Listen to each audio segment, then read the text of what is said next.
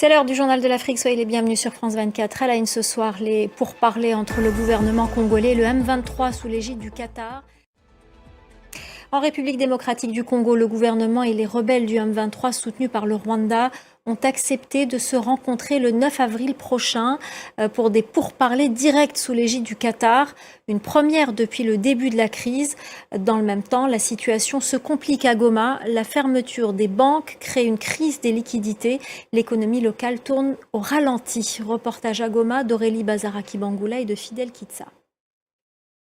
Et puis en Ituri, une autre province meurtrie par les violences des groupes armés. Plus de 2300 civils ont été tués depuis 2022.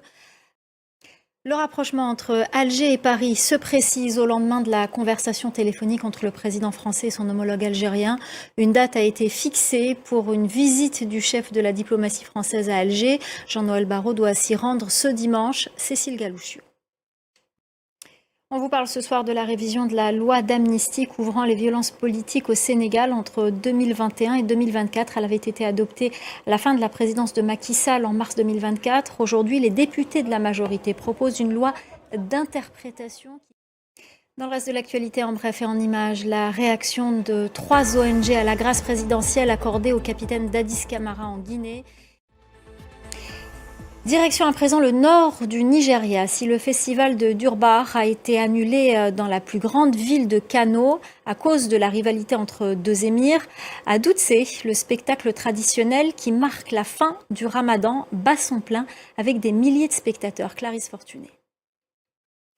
Le balafon, l'un des plus anciens instruments de musique du Mali, est désormais inscrit au patrimoine immatériel de l'UNESCO. L'instrument est utilisé au Mali, au Burkina Faso et en Côte d'Ivoire. Son inscription réjouit les musiciens et les artisans qui le fabriquent. Clémence Valère. Voilà, c'est la fin du journal de l'Afrique. Tout de suite, l'actu 360 avec Anthony Saint-Léger.